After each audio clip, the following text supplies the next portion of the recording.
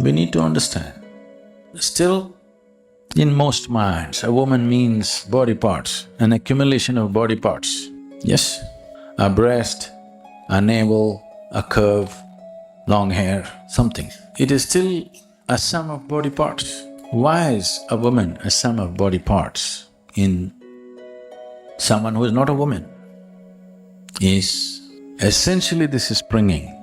This is not just with a man, with a woman also, but she doesn't conclude this, she does not make the same conclusions that a man makes, but she is also bound by the same limitations. The moment the boundaries of your physicality becomes ultimate boundaries of life, you do not experience your breath, you do not experience any transaction that's happening to keep you alive.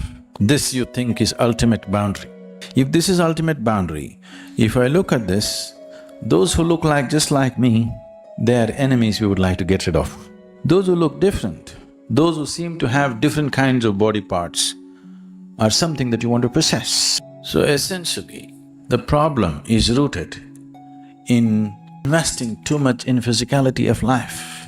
If societies or human beings were experiencing their lives little more than their physical boundaries, these things would simply go down just like that.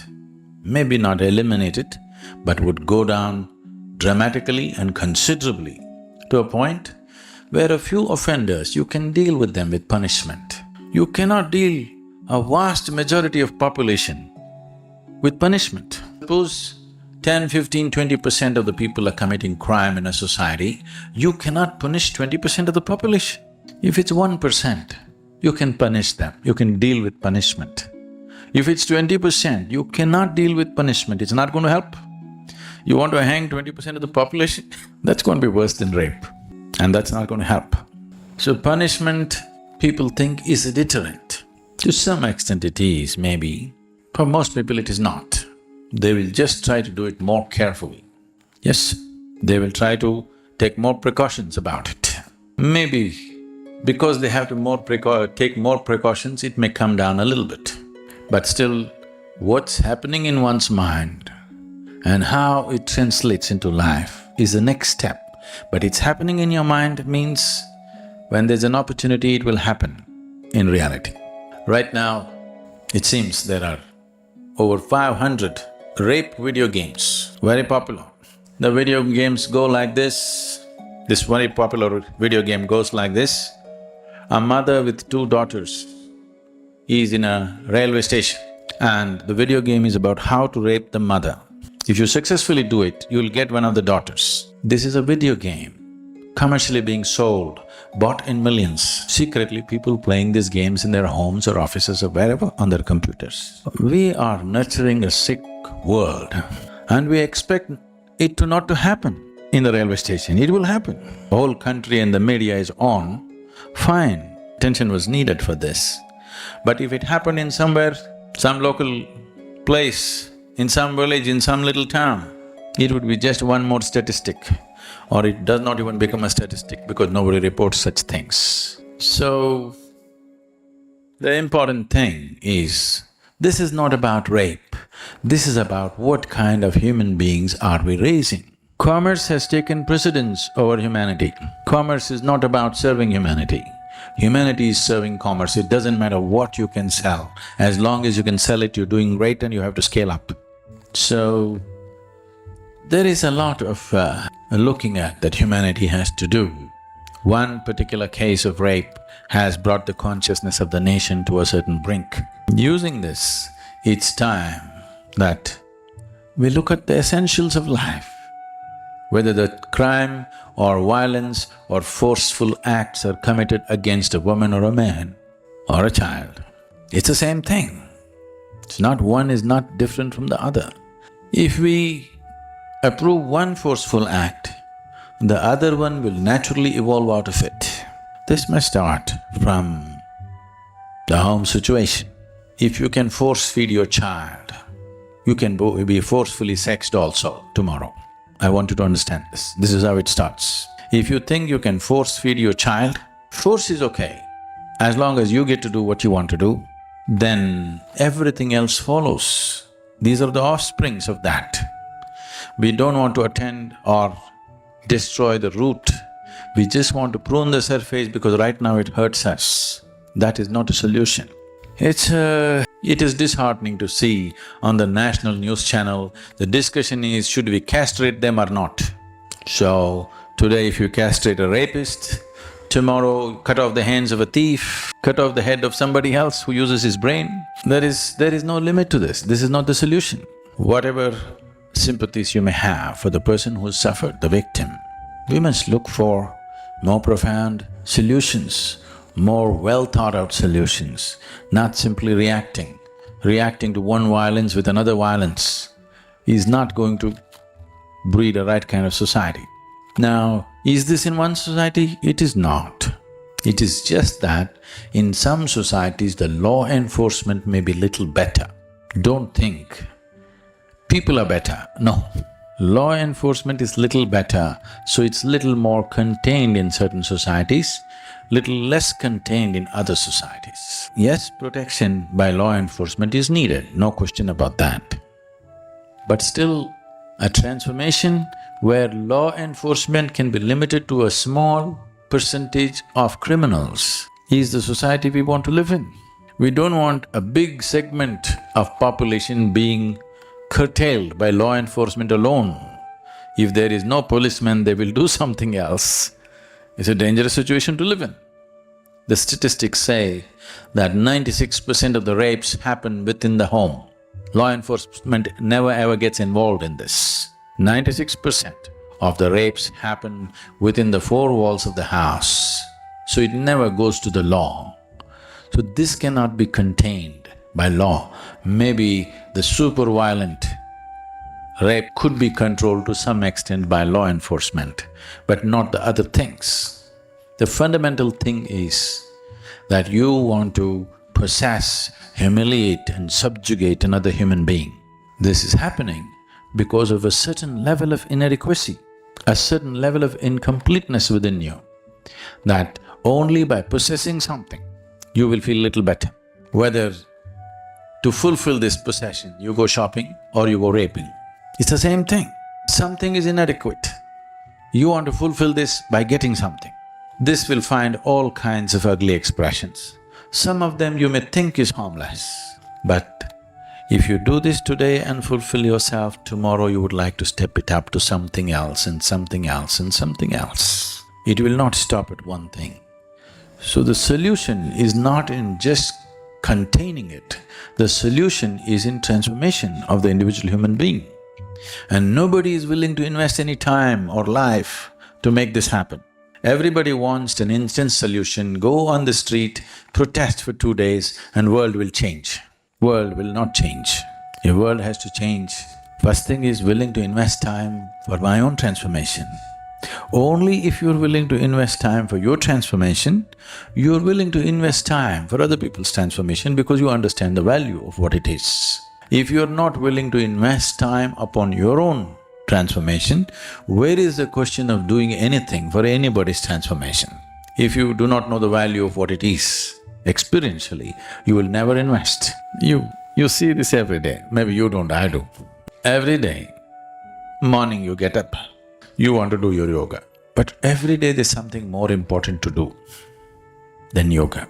Yes, look back in your life, what great things have you done which are so important? There will be nothing great. But when you want to do your morning meditation, you will see there is something more important to do. This means you do not hold human transformation as a very crucial thing. You think it's an entertainment. You think it's a side thing to do. It's not the side thing to do, it is the main thing to do. Transformation is the main thing to do. If we do not transform individual people, you just have to do with a world full of criminals. Some will commit, some will not commit, some will do it on the video game, some will have the courage to do it on the street. Closet rapist or street rapist, not very different, isn't it?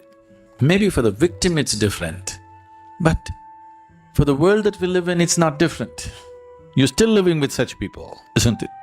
So if this has to change, we need to understand that individual transformation is the most crucial thing.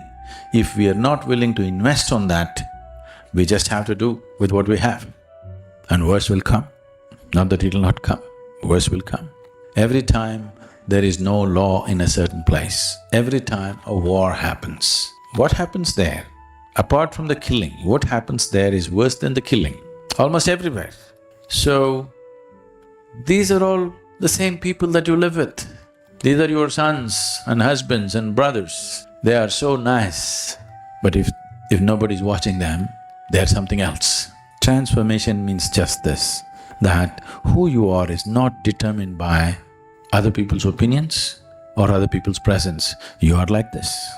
Whether somebody is there or somebody is not there, this is the way you are. This is transformation. If in this direction, humanity does not make an investment, in this direction, if every parent does not invest upon their children to transform them into a more inclusive human being. Inclusion just means this. Technically, to bring it down to very technical level, inclusion, don't teach it in the name of love, embracing the world, this and that. Inclusion just means this, that who you are is not limited to the absolute boundary of your physicality. It is little more. If it's little more, the very way you walk on this planet, the very way you breathe upon this planet, the very way you exist in this planet will be different. Simply because your idea of who you are is beyond the boundaries of your physicality. If this one thing happens to the human being, suddenly he is different in every possible way. So, investing in a spiritual possibility, a possibility beyond one's physicality is the only ultimate answer there is. But if you want long-term benefits, it's a long-term investment. Short-term, shoot the guy, hang the guy. Well, you will breed another 10 tomorrow. And don't think these rapists or whoever, some horrible creatures who landed from somewhere. Everybody has these drives, but many have cultivated a certain level of discretion where they will not allow their hormones, their urges and their longings to go beyond a certain point. This cultivating this discretion, some people naturally have it to a certain level, some people have a little less of it. Culturally, in terms of home situation, in terms of schools, if this discretion is not brought about, that an individual person is able to employ his discretion, it doesn't matter how hungry you are, how much you're longing, you're able to stop yourself at a point. If this discretion is not taught to every individual, if this is not cultivated, one drop of alcohol, they'll become animals. That's what is happening. Very nice people, one drop of alcohol, they're becoming like animals because their discretion is taken away. They were always animals, controlled. But once you remove the stopper, it goes away. So this is one way. But the more important way is to evolve this human being to a place where he is a being. He is not driven by his body alone. Body is just one aspect of him. If you close your eyes, your body should disappear. All the needs of your body should disappear. It does to some extent for everybody. To what extent is a question of how much have you invested. If you invest enough, if you close your eyes, this body and the ways of this body do not apply to you anymore. This needs to happen more than ever now, because humanity is on a certain threshold. We can either fall this way or that way. We are in numbers like never before. We are packed on the planet closer than ever before. If you're going to really sit close up with everybody upon this planet, it's very important that people next to you don't stink, isn't it? No? Yes or no? If each one of you were living in your own forest, desert or mountain, we didn't care how they smelled. Somebody said something very nice. Someone asked Gavaskar, for those of you who do not know, he was one of the star batsmen, not just for India, for the whole world. He was the #1 bat at one time. He has records and records. Till Sachin Tendulkar came, he was the man. Just about the same height, whatever. So, these days, the teams, before They start the match and in between, they all get together like this. They put their arms on their shoulder, they get together. We don't know what they talk, maybe it's just for the camera, or maybe they're saying something. They all get together like this. So a news anchor was asking, in your time, you guys never did this. Now all the teams get together. So was there no bonding in your time? He's retired many years ago. He said, that's not the point, we did bond very well. It is just that in those days there were no deodorants together like that. So we're living very close up. World is getting more and more populated. So it's very important that people who sit next to you are clean and well-behaved, isn't it?